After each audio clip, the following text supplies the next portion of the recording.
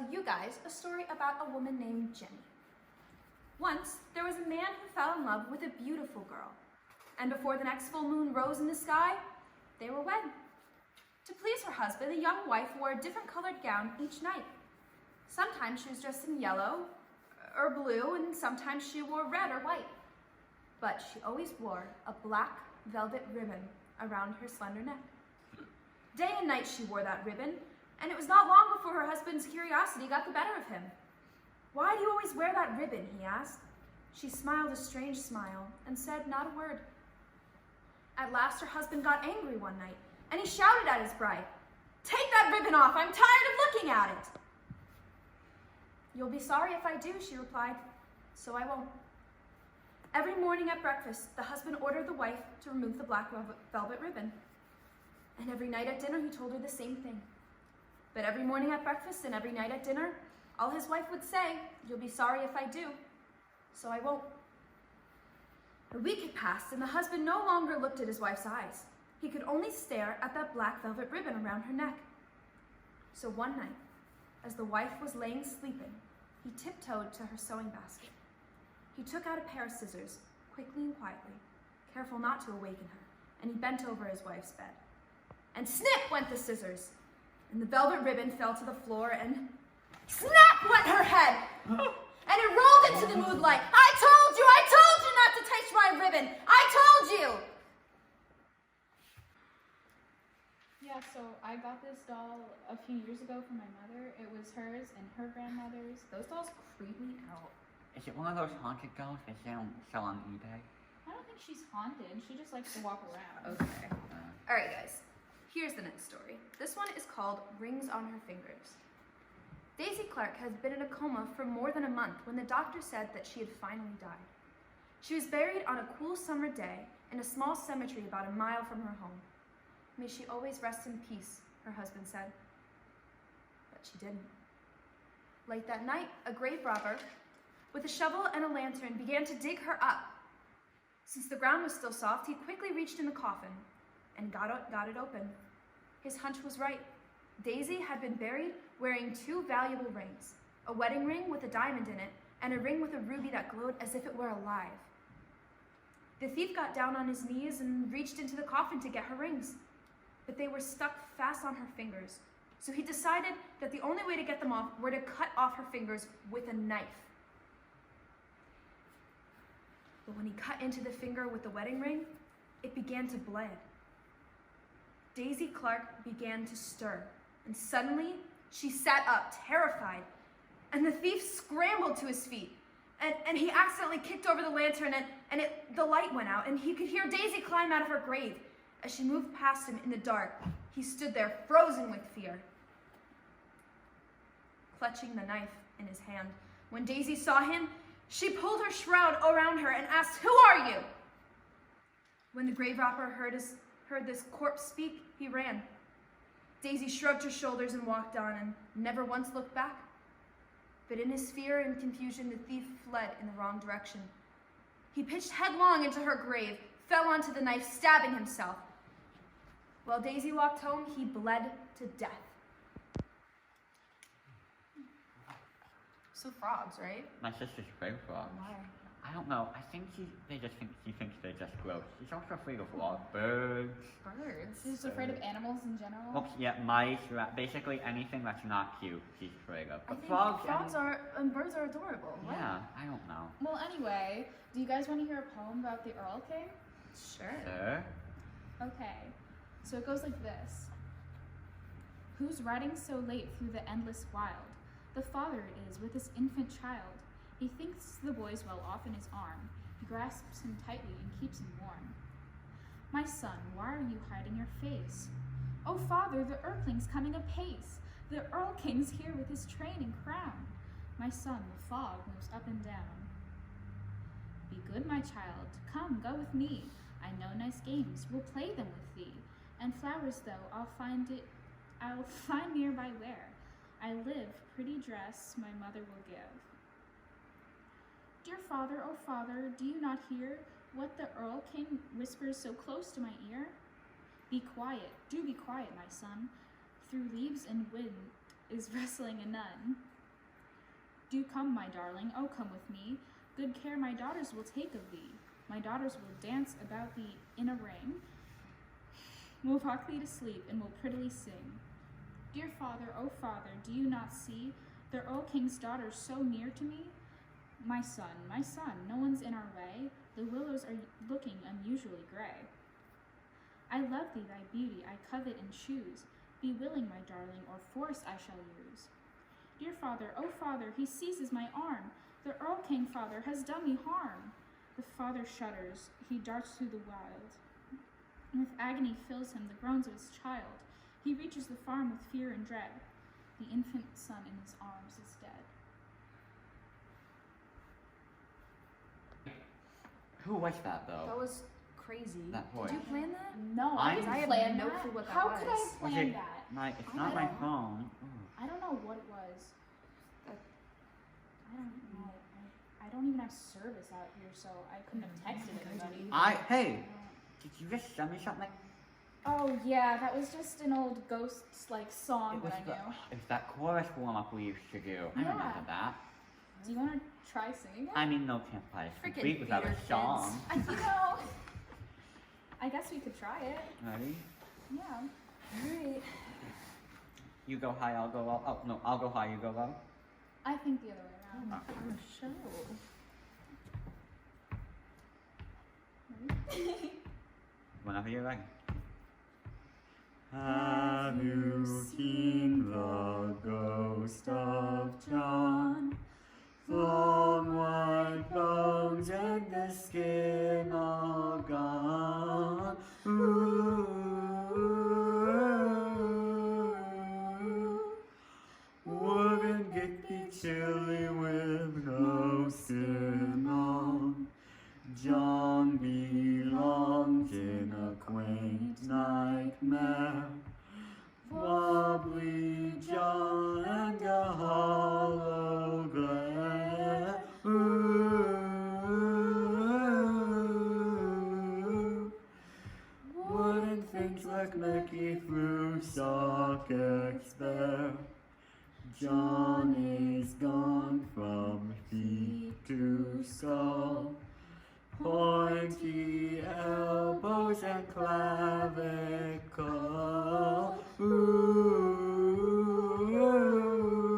Ooh. Wouldn't it be harsh to hug John's fossil? John's not sad, he's had his day.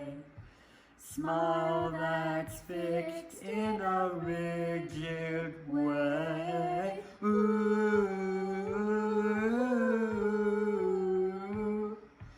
Wouldn't frowning be hard when lips decay? John once said, I've lost my head. Empty thoughts taught his spine instead. Ooh. Isn't it the truth now that he's dead? Nice Thank you. job. Thank you. Wow. We We practiced. totally Chorus did really practice. paid off for you it's guys. all cool. Yeah. Where did the doll go? Are you sure it wasn't haunted too? I don't trust Yeah, you we anymore. told you it was haunted. Oh my We god, need this to is find crazy. it though. Let's It's my go. mom's, guys. We need it. Come on.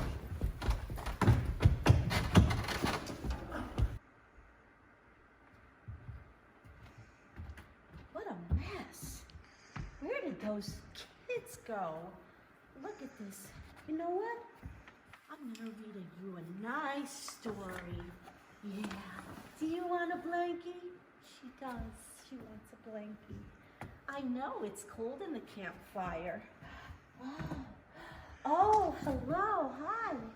Oh, did you? Oh, you wanted to jump out with the kids. You wanted candy? Yes, I know. Oh, you just want to lay down? I understand. It's cold out here.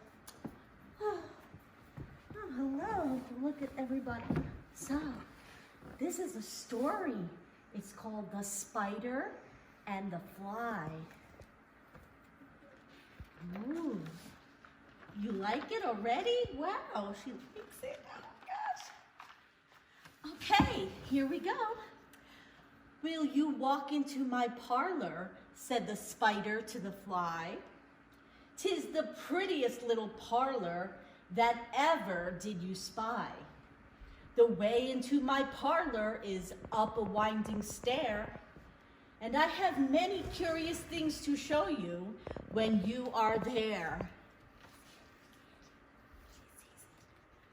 Yes, it's a spider. Oh, look, it's the fly. Isn't she cute? Oh, no, said the little fly. To ask me is in vain, for those who go up your winding stair can never come down again. I'm sure you must be weary, dear, with soaring up so high. Will you rest upon my little bed, said the spider to the fly. There are pretty curtains drawn around. The sheets are fine and thin. And if you like to rest a while, I'll snugly tuck you in. Yeah. Oh, no, said the little fly, for often I've heard it said, they never wake again who sleep upon your bed.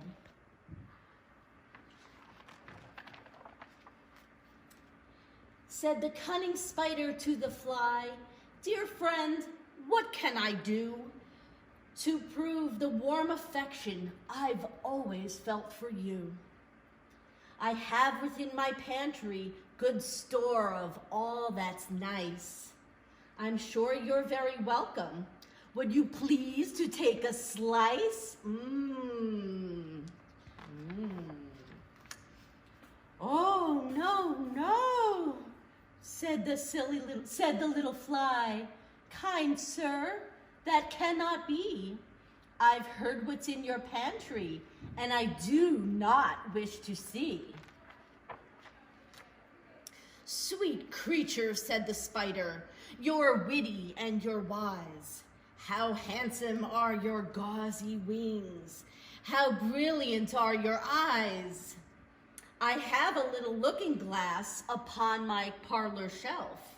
If you'd step in one moment, dear, you shall behold yourself. Right? Isn't it cute? I know. Oh, I thank you, gentle sir, she said, for what you're pleased to say, and bidding you good morning now, I'll call another day. The spider turned him round about and went into his den, for well he knew the silly fly would soon come back again. So he wove a subtle web in a little corner sly, and set his table ready to dine upon the fly. Then he came out to his door again, and merrily did sing. Come hither, hither, pretty fly, with the pearl and silver wing. Your robes are green and purple. There's a crest upon your head. Your eyes are like the diamond bright, but mine are dull as lead. Alas, alas, how very soon this silly little fly, hearing his wily flattering words, came slowly flitting by. With buzzing wings she hung aloft, then near and nearer drew, thinking only of her brilliant eyes and her green and purple hue, thinking only of her crested head. Poor foolish thing! At last, up jumped the cunning spider and fiercely held her fast. I know, it's scary. I know. He dragged her up his winding stair into his dismal den, within his little parlor, but she'd never come out again. And now, dear little children, who may this story read, to idle, silly, flattering words, I pray you'll never heed. Unto an evil counselor, close heart and ear and eye, and take a lesson from this tale of the spider and the fly.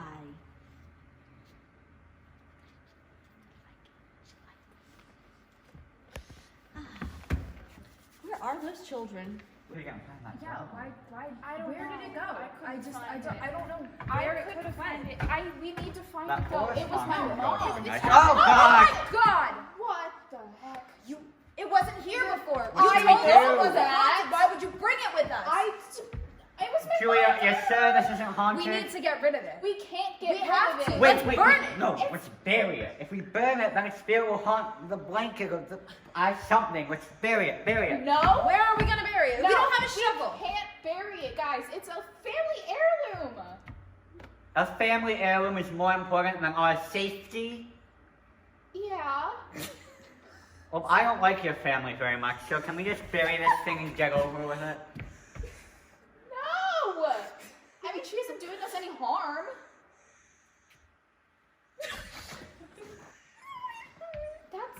Give me her. Come on, I thought it was funny. What the heck? Losers.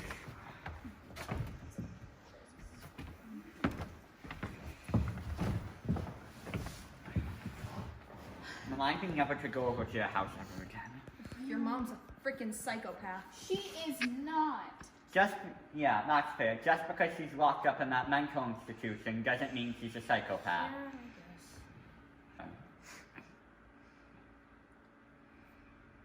Speaking of crazies, I got a story for you. She's not crazy. The American Board of Psychological Medicine would care to differ.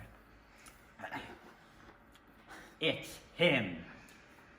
The woman was the meanest, most miserable person you could imagine. And her husband was just as bad. The only good thing was that they lived in the woods all by themselves and couldn't bother anybody else. One day, they were off somewhere getting firewood, and the woman got so mad at her husband that she grabbed an axe and cut his head off. Just like that.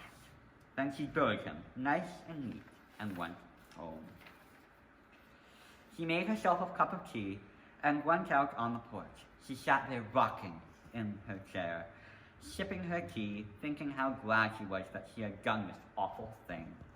After a while, she heard this old, empty voice, like in a distant moaning, groaning. It was saying, "Who's going to stay with me this cold and lonely night? Who?" It's him, she thought, and she hollered back, "Stay by yourself, you old goat!" Soon she heard the voice again, only now it was closer, and it was saying, "Who's going to sit with me this cold and lonely night? Who?" "Only a crazy man," she shouted. "Sit by yourself, you dirty rat!" Then she heard the voice even closer, and it was saying, "Who's going to be with me this cold and lonely night? Who?" "Nobody," she sneered. "Be by yourself, you miserable mole." She stood up to go into the house, but now the voice was right behind her, and it was whispering, "Who's going to stay with me this cold and lonely night?" Before she could answer back, a big, hairy hand came around the corner and... "You are!" That sounds a lot like your mother, doesn't it?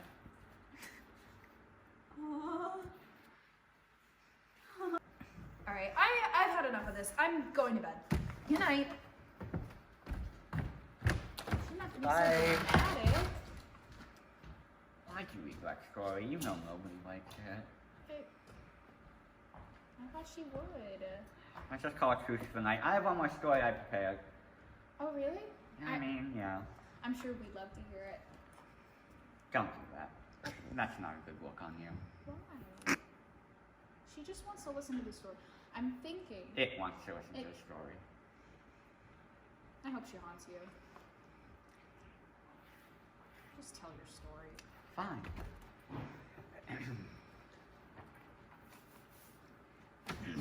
Sort of a poem, a jaunty poem. In the dark, dark woods, there's a dark, dark house with a dark, dark basement, with a dark, dark cabinet, with a dark, dark chest, with a dark, dark box, and inside that dark, dark box live a dark, dark ghost. Ghost? It was okay. Like the one in her? Yeah, like the one in her. Except that ghost is more of a dark, dark, dark, dark, dark, dark, dark, dark, We get dark, it. dark, dark ghost. More of like the one in you. You really didn't like my story that much? Come on, it's a joke. Why would I like that story? You're like openly ridiculing her and me and my mom. Great green gobs of greasy, grimy gopher Do you hear guts, this? mutilated monkey meat, little birdie's hairy feet, French fried eyeballs floating in a frying pan, and not forgotten my spoon. Patrick, What? so give me a scat sandwich with pus on top, monkey's vomits, camel snot, elephant's eyeballs, cut it to eat it in a sandwich. Julia, your mother would like it too. Hey guys, Hello. you guys are out here late. Where'd the other one go? I don't know, she left. What's wrong, Julia? Who are His older brother.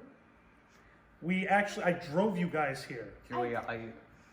you? You look different. Is It's this a thing? The mom? It's not my mom! Do you have medication you need to take or something? I mean, yes, actually. But it's not about... I think I'm it's not the doll. crazy. I think the doll is I'm messing with not- her mind. It, So I heard you told that story you like so much. Yeah. Yeah. Well, I have a story that I'd like to tell you guys. You want to hear a story? Sure. So there was this guy named Stingy Jack. He was a jerk. Nobody liked him. Nobody liked him. He was mean to everybody. No, not like her. Like on a whole different level, type of evil. So bad that when he died and he went to heaven, they turned him away from the gate. So where do you go if you can't go to heaven, right? He went downstairs. He got to the devil's door, and the devil saw Stingy Jack. Now, word of Stingy Jack was so bad that it got into the devil. The devil said, "No, not having you in here. There's only room for one of us, buddy. You gotta go." So Stingy Jack, he was like, where am I gonna go? Heaven doesn't want me. Where am I supposed to go? The devil said, "You gotta go." So he had to walk in limbo, but it's dark in limbo. So he asked the devil, he said, "Well, can you give me something to light?" So the devil went and got a coal from the embers of hell and handed it to him.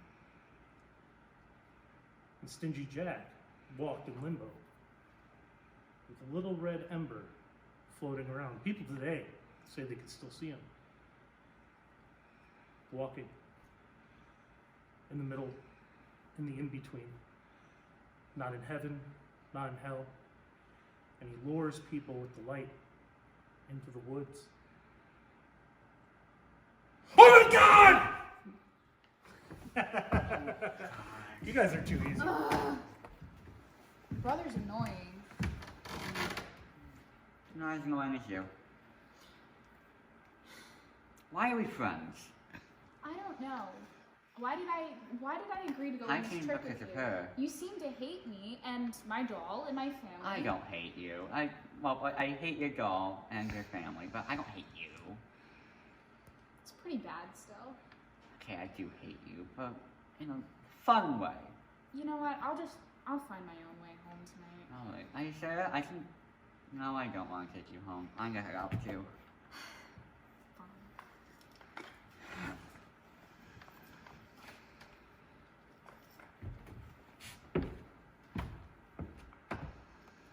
You should leave that thing in the woods, by the way.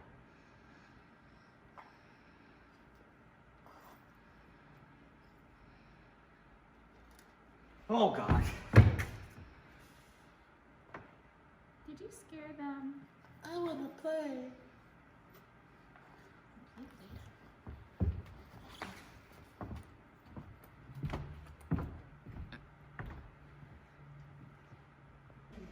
Where did everybody go? Guess I'm here by myself. Oh, Julia must have left her doll. Well, since no one else is around, I guess I'll tell you the story. The story is called Teeny Tiny.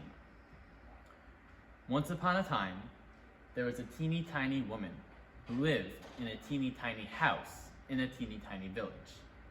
Now, one day, this teeny tiny woman put on her teeny tiny bonnet and went out of her teeny tiny house to take a teeny tiny walk. And when this teeny tiny woman had gone a teeny tiny way, she came to a teeny tiny gate. So the teeny tiny woman opened the teeny tiny gate and went into the teeny tiny churchyard. And when this teeny tiny woman had gone into the teeny tiny churchyard, she saw a teeny tiny bone on a teeny tiny grave. And the teeny tiny woman said to her teeny tiny self, "This teeny tiny bone will make some teeny tiny soup for my teeny tiny supper." So the teeny tiny woman put the teeny tiny bone into her teeny tiny pocket and went home to her teeny tiny house. Now, when the teeny tiny woman got home to her teeny tiny house, she was a teeny tiny bit tired. So she went up her teeny tiny stairs to her teeny tiny bed and put the teeny tiny bone into the teeny tiny cupboard. And when this teeny tiny woman had been to sleep a teeny tiny time, she was awakened by a teeny tiny voice from the teeny tiny cupboard, which said, "Give me my bone." And this teeny tiny woman was a teeny tiny frightened. So she hid her teeny tiny head under her teeny tiny clothes and went to sleep again. And when she had been to sleep again a teeny tiny time, the teeny tiny voice again cried out from the teeny tiny cupboard, a teeny tiny louder, "Give me my bone." This made the teeny tiny woman a teeny tiny more frightened. So she hid her teeny tiny head a teeny tiny further under her teeny tiny clothes. And when the teeny tiny woman had been to sleep again a teeny tiny time, the teeny tiny voice from the teeny tiny cupboard said again a teeny tiny bit louder, "Give me my bone." And this teeny tiny woman was a teeny tiny bit more frightened. But she put her teeny tiny head out of her teeny tiny clothes and said in her loudest teeny tiny voice, "Take it!" Rolgon will just have to read to you. This story is called Harold.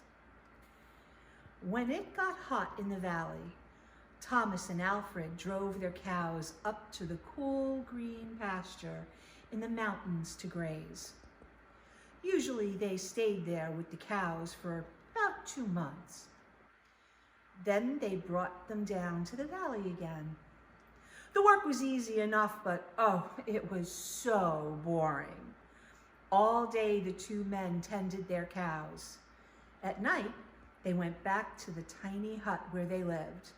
They ate supper and worked in the garden and went to sleep. It was always the same. Then Thomas had an idea that changed everything. "Let's make a doll the size of a man," he said. "It would fun and to make, and we could put it in the garden and scare away the birds. It should look like Harold, Alfred said. Harold was the farmer they both hated. They made the doll out of old sacks and stuffed it with straw. They made the doll out of old sacks, straw, and then gave him a pointy nose like Harold's with tiny eyes just like his. They added dark hair and a twisted frown. Of course, they also gave it a name, Harold. Each morning on their way to the pasture, they tied Harold to a pole in the garden so he could scare away the birds. Each night, they brought him inside so he wouldn't get ruined if it rained. When they were feeling playful, they would talk to him. One of them might say, "How was the vegetable garden today, Harold?" Then the other, making believe he was Harold, would answer in a crazy voice, "Very slowly." And they would both laugh, but not Harold.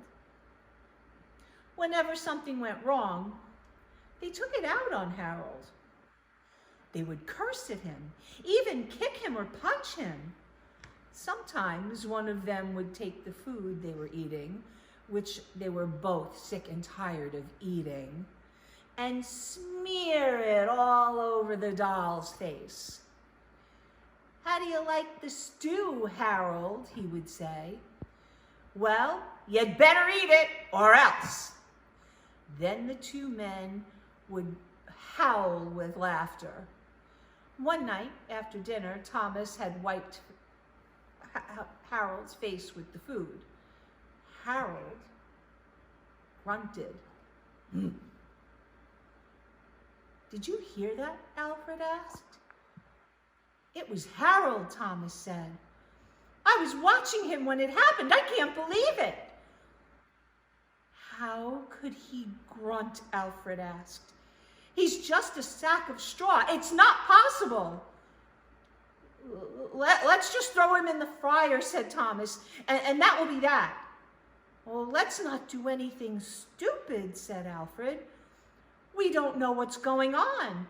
When we move the cows down, we'll leave him here. For now, he'll just keep an eye on him." So they left Harold sitting in a corner of the hut. They didn't talk to him again or take him outside anymore. Now and then the doll grunted. But that was all. After a few days, they decided there was nothing to be afraid of. Maybe a mouse or some insect had just gotten inside Harold, and it was making those silly noises. So Thomas and Alfred went back to their old ways. Each morning they put Harold out in the garden, and each night they brought him back into the hut. When they felt playful, they joked with him. And when they felt mean, they treated him as badly as ever. Then one night, Alfred noticed something that frightened him. "Harold is growing," he said. "I was thinking the same thing," Thomas said. "Maybe it's just our imagination," Alfred replied. "We have been up here in the mountains way too long." So the next morning, while they were eating, Harold stood up. And he walked out of the hut. He climbed up onto the roof and started trotting back and forth like a horse on its hind legs. All day and all night long, he trotted just like that. In the morning, Harold climbed down and stood in the far corner of the pasture. The men had no idea what he would do next. They were so afraid. They decided to take the cows down into the valley that very same day. When they left, Harold was nowhere in sight. They felt as if they had escaped a great danger and began choking and singing. But when they had gotten only a mile or two away, they realized they had forgotten to bring the milking stool. Neither one wanted to go back for that, but the stool could be very expensive to replace. There's really nothing to be afraid of, they told one another. After all, what could a doll do? But they still drew straws to see who would go back to get the thing. And it was Thomas who lost. "I'll catch up with you," he said. Alfred walked on toward the valley.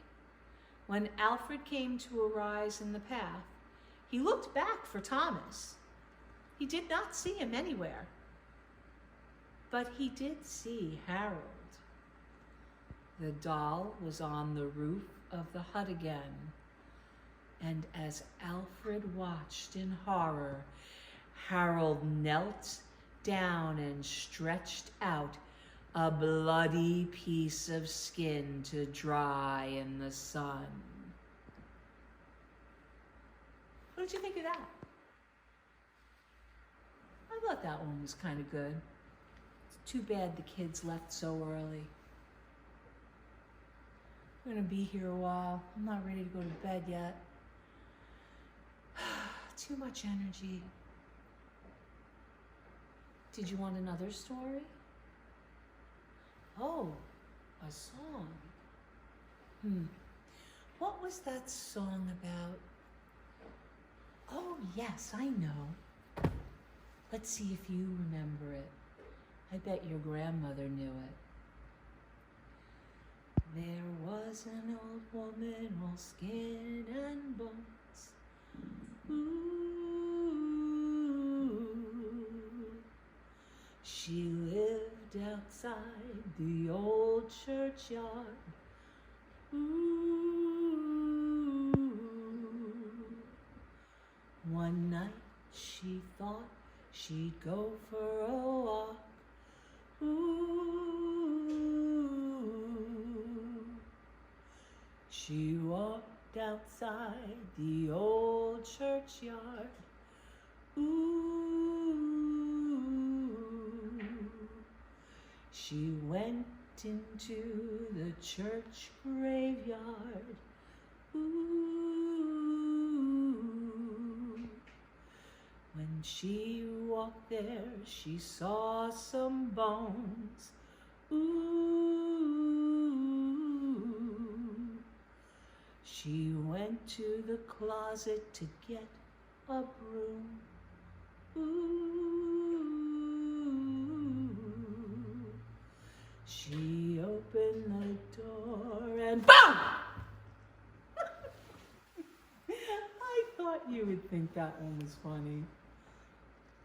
It's still funnier when you watch the kids. They wet their pants usually. No, I'm not mean. Well, maybe a little. Just don't tell Julia that. I promised I would read this to her. This was her favorite book when she was little.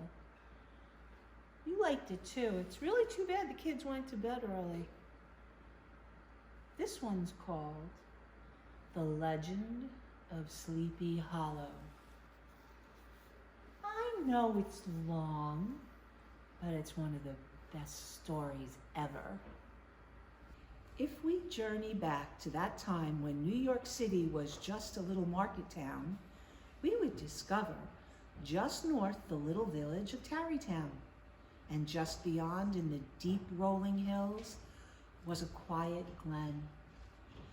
It was peaceful and yet somehow foreboding, where haunted spots, twilight tales, and local superstitions abound. The best known story, however, concerns the schoolmaster who once frequented these parts. Indeed, some say his melancholy spirit still haunts the vicinity. The worthy pedagogue was described as a most unusual man. When seen striding along, one might think, he looked like a scarecrow that eloped from the cornfield. He was tall and exceedingly lanky.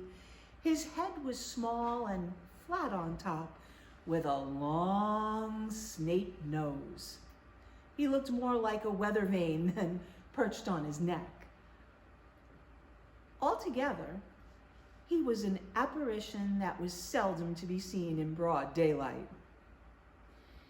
It was late that evening when he first strode into the quiet little village of Sleepy Hollow. As usual, he had been gathered at the local bar, where a bunch of local boys, known as the Sleepy Hollow Boys, were hanging around, and their self-appointed leader, one Brom Bones, was a boisterous, burly man who was always looking for a fight or a good prank. And although Brom enjoyed madcap pranks and practical jokes, there was no malice in his mischief. Indeed, he was a fun, humorous, but prodigiously strengthful man. Brom Bones was quite the hero of all the county round. "Odds bodkins," he exclaimed. "Gadzooks, look at that old spook of spooks." The other townsfolk chimed in. "Who's that coming down the street? Are those shovels or are those feet? See the lanky skin and bones? Why, he looks just like a scarecrow. Yes, he's got a certain air, debonair and devil-may-care. Why, it's the new schoolmaster. What's his name? Ichabod Crane. He's kind of odd, but he's nice just the same." And although the pedagogue arrived with mixed emotion, the townspeople all agreed that they have never seen anything like Ichabod Crane. Now, the schoolroom became Ichabod's main domain. It was his empire over which he lordly dignified and was absolutely with sway, meaning he ruled the roost. Truth to be said, Ichabod was a conscientious man, and he believed in spare the rod but spoil the child. But he was careful to administer justice very carefully. You see, it behooved him to keep on good terms with his good pupils, especially those whose mothers were excellent cooks. And all the mothers round seemed to love him. He was the town's ladies' man, but in a very nice way. Thus it came and went to by. The teacher got on tolerably well. Moreover, Ichabod found diverse ways to increase his slender income. You see, teachers don't make too much money. And at the same time, he awakened the cultural interest of the sleepy little village. He began giving singing lessons to the local ladies. But it was inevitable that he would become an object of ridicule for one Brom Bones and his local pals. His gang. Brom even taught his dog to howl so that every time Ichabod would sing, the dog would howl at the highest tone like a little wolf. Ichabod did not appreciate that. These were small things, though, and Ichabod, he was quite undisturbed, until that one fateful day his path was crossed by a woman.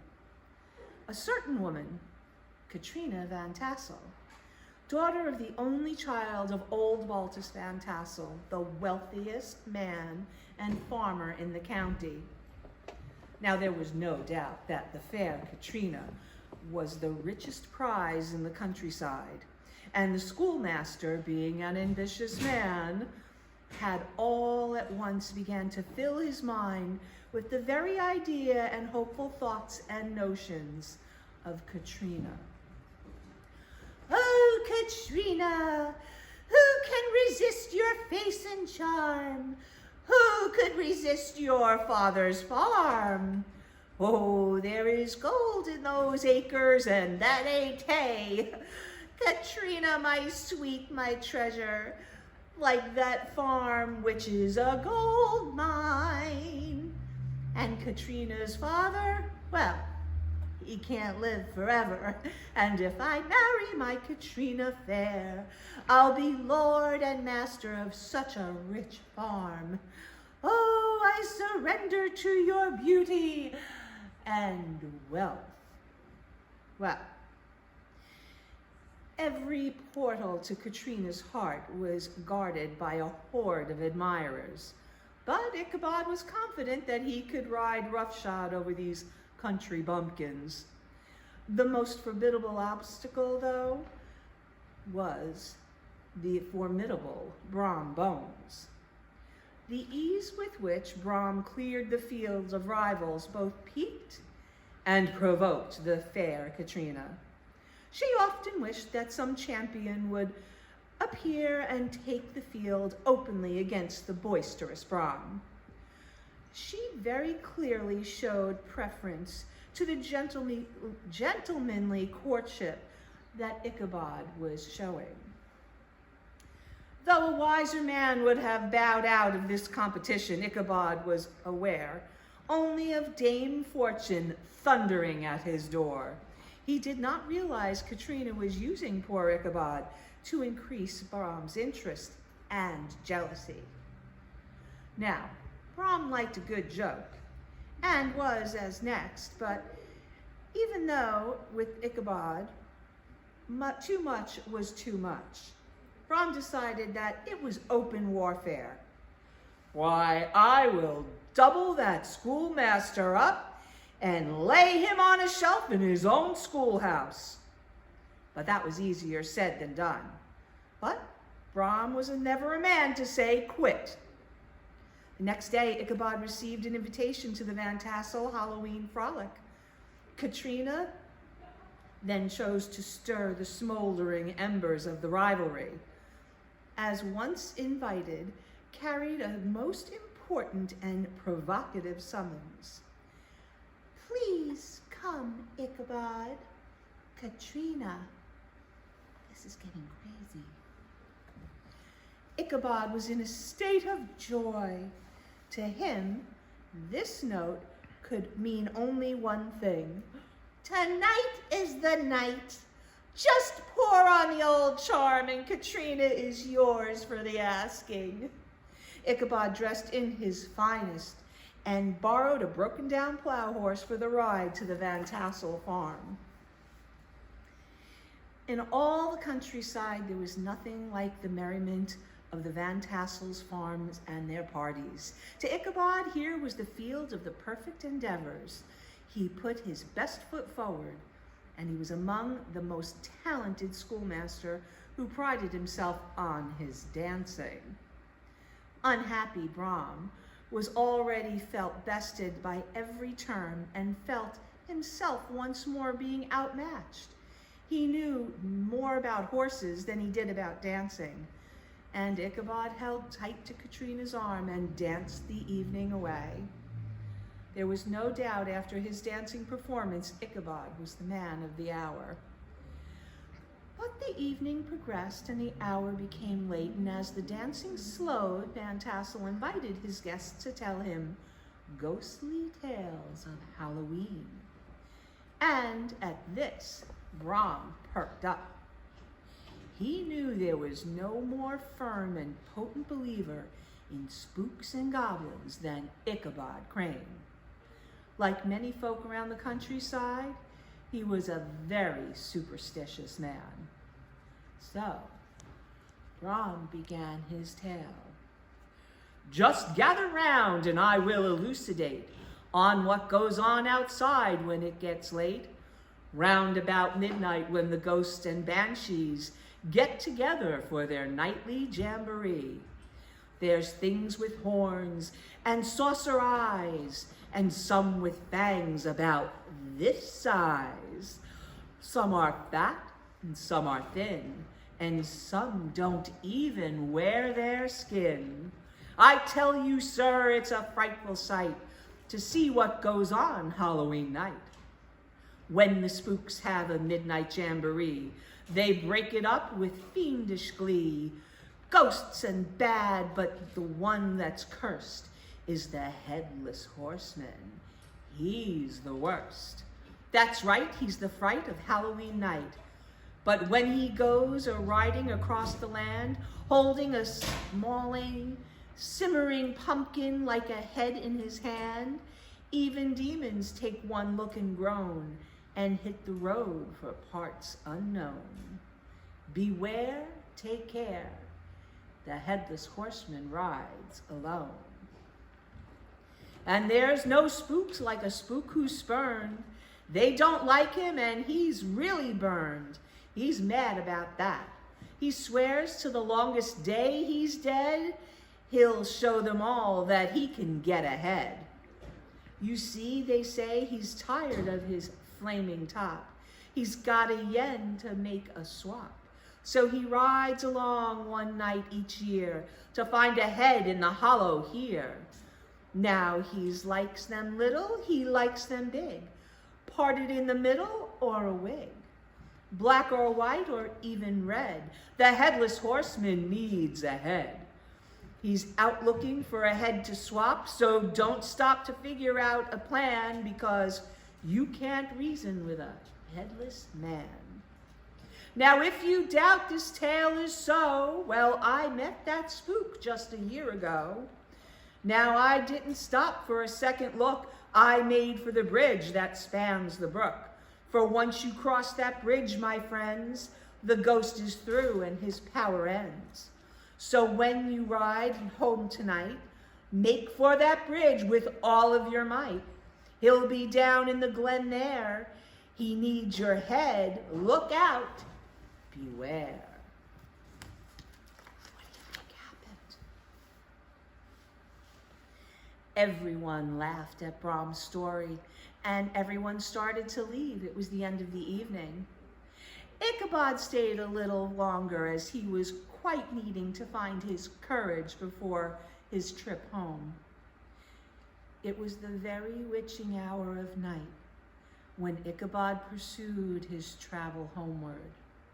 The sky grew dark and darker still, as one by one the stars winked out their lights, and driving clouds obscured the moon from sight.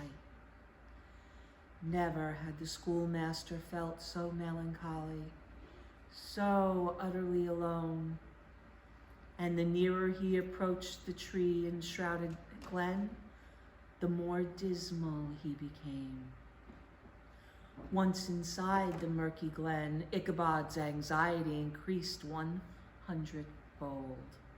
And now the forest seemed to close in behind him, and even small details of Brahm's story, awful story, started to haunt him in his recollection. The sound of the forest called to him in all their haunting wails. He urged his mount on, but she was old and long past her retirement. When once he got control of his anxiety, he moved forward until he heard an eerie wail that began with an icy chill down to his bones. He turned his head, and behind him he saw that entering the glen was a large black horse with a rider. He carried a blazing sword in one hand and a flaming pumpkin in the other, and was missing a head. The rider charged forward, screaming toward Ichabod, who desperately urged his horse forward. On and on they raced around the glen until finally Ichabod saw in the distance the small bridge around the hollow. Closer and closer the headless rider came, swiping at Ichabod, reaching for his head. Ichabod was inches from the bridge. Then he closed his eyes. Once you cross that bridge, my friend, the rider's power ends. Ichabod screamed at the poor horse to run faster, and soon he became hearing the sound of thundering hooves across wooden planks of the bridge. Once cleared, the horse stopped and Ichabod looked back. There, standing at the end of the bridge on the other side, was the man on the horse. Ichabod was safe until he saw the flaming pumpkin come straight towards him,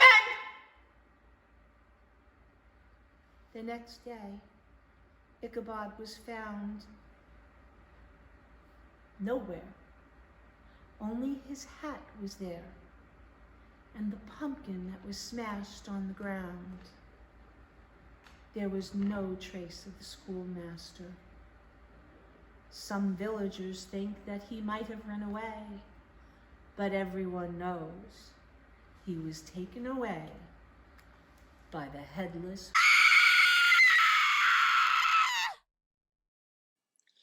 Around the Bonfire, Dear, by Keith Prince, read by Hazel Ickybones. Birds and flies and puppy dog eyes I place into my stew, while worms and germs and vermin squirm. I bet that you will too.